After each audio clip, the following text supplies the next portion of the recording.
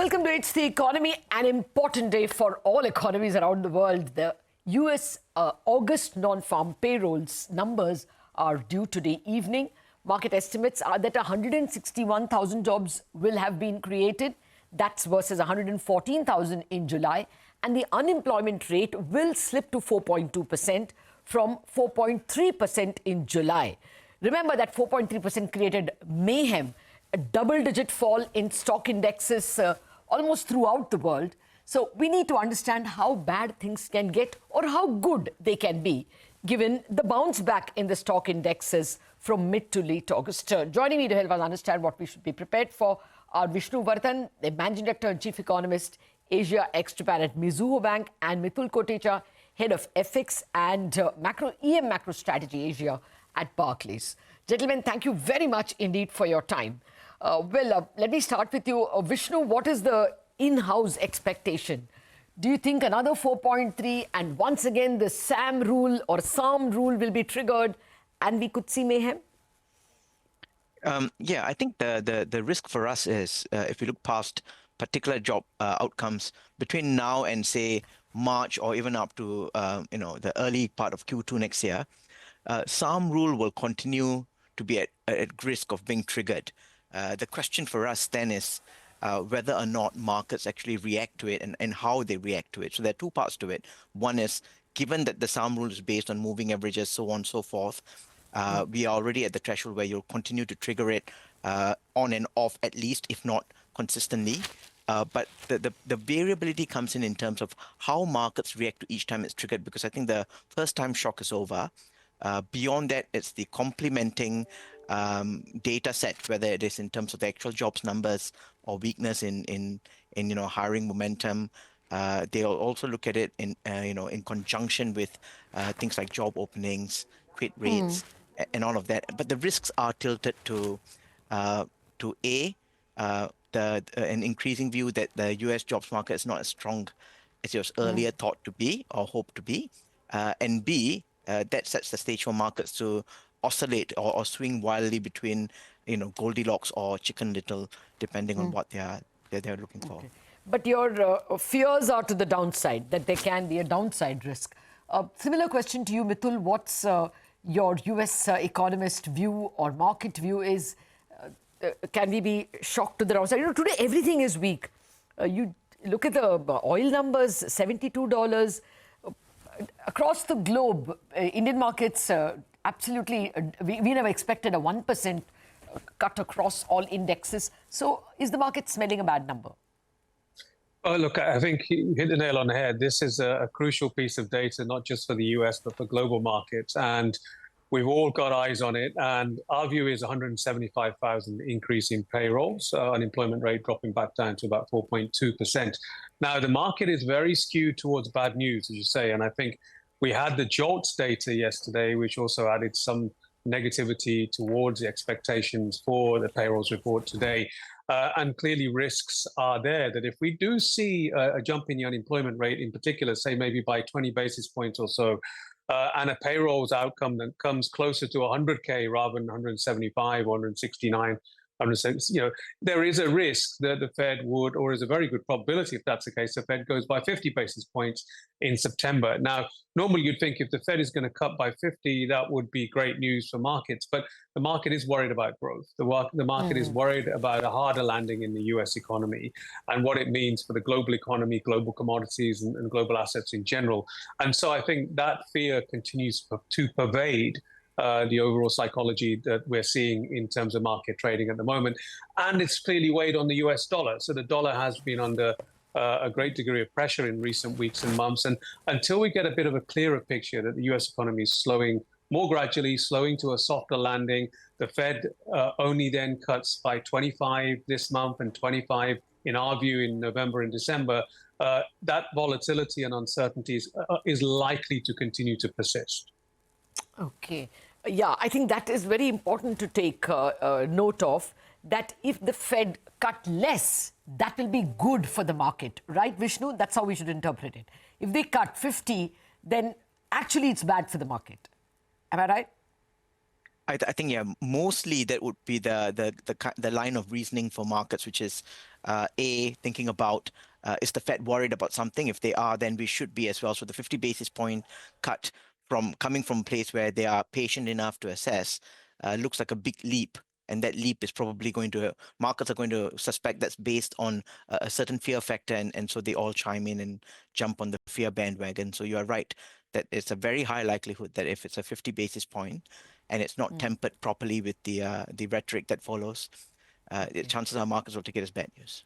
Okay, now let's juxtapose a possibility of 4.3% unemployment, because that's what created the mayhem in July with everyone going off and this newly discovered Sahm rule.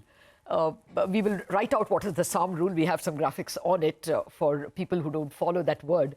But Mitul, if it indeed comes at 4.3, will it be as bad? Because last time it was because of the yen carry unwinding. But today we have a bad number from Japan as well. So, I mean, will the mayhem be so much if it is 4.3 unemployment? Yeah, look, I think the market, if it's 4.3, I don't think that in itself is enough for the Fed to cut more aggressively by 50 basis points. But, it is still going to suggest perhaps a greater slowing in the jobs market than had been expected. And but part of the reason we're expecting, and I think the market is expecting a drop again in the unemployment rate and payrolls, in this range that we're talking about, our view 175, is because of the belief that the weakness in the last report was very much down to Hurricane Beryl, and that caused some temporary weakness. Now, if that is persisting for another month, then I think people will start fearing that this is not just temporary, that there is a more sustained worsening in the jobs market. I don't think the jolts numbers overnight has helped on that sense.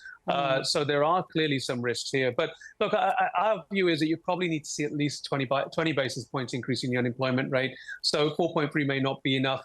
At the same time, you've got to look at the payrolls. If the payrolls do come in, decently, but you get a bit of an increase in the unemployment rate, that may also not be enough for the Fed to be more aggressive in their rate cuts. Okay, you said hourly wages as well. Sorry, I don't have market expectations of that. What is the number what is the magical number? Look, I mean, I think for wage growth, the expectation is that generally wages should come in around trend, that we're not going to see any particular weakness in wages here. So, I think overall, the bigger focus is really on the unemployment rate and then payrolls. Okay, got that. Now, Vishnu, what is the base case Mizuho is going with? And, if it is worst case, then what happens? So what happens in your base case? What is your base case? What happens then? What is your worst case and what happens then? So our base case is still for a 25 basis point cut in September. And that's not purely because we don't expect the job market to just immediately collapse, but more because it would be quite difficult for the Fed to message a 50 basis point cut without looking like they're panicking. So our base case is the jobs number is probably going to be oscillating anywhere between 4.2 to 4.4% in the next 2 to 3 months. Unemployment, after all, is a slow-moving number, but we do think that in terms of the actual job markets, in terms of the churn, the quit rates, the job openings, you'll continue to see further softness. That's going to lead to markets perhaps, the week after when the FOMC comes through, focusing on the so-called dot plot to see even if they did 1 or 2 cut this in September, looking beyond that particular move, looking at how the Fed changes its course for rate cuts beyond that. That becomes more interesting for us. And I think something for markets to really chew on. Okay. Very quickly, Mitul, what is the range you're looking at for the 10-year? By the end of, say, December 31 this year, where is 10-year, where is dollar index? Yeah, look, I think in our view, the move in 10-year yields has already come off quite significantly from here. So we would expect yields to edge higher in the months ahead. And, clearly, this sort of downshift that we've seen in yields is overextended in our view. So we wouldn't necessarily go short duration here, but we do think the move is extended. If we start to see the softening rather than hard landing, we could edge back up towards that 4% level on the 10-year yield. I think dollar index, look, dollar index, in our view, may have a little bit more of a risk of downside in the short term. That potentially suggests a move below 100 on the dollar index. But look, I think eventually we would still see dollar index or dollar generally rising into next year. And so we think, again, these moves may currently look unsustainable. Yeah, actually, Vishnu also has that in one of his reports, that actually there could be a risk of, and the dollar index could actually rise. Vishnu, very quickly, we also see a huge Chinese disinflation. When do you pin the first Reserve Bank rate cut?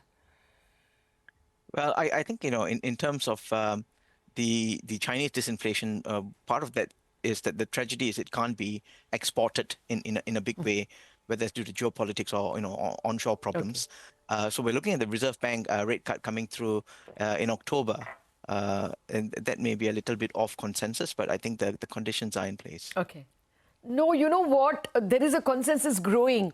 Yesterday, the governor made a speech in the FICCI IBA meeting, and I want to invite all our viewers to look at para 17, where in bold he says the balance between inflation and growth is well placed. There is a growing body of people who believe he will shift to neutral from withdrawal of accommodation. But I'm just leaving that on the table. I'm out of time. Discuss more later sometime. Thank you very much, Vishnu and Mitul, for your time. We have to wind up on Bazaar Chartbusters coming up, and a very happy Ganesh Chaturthi to everybody.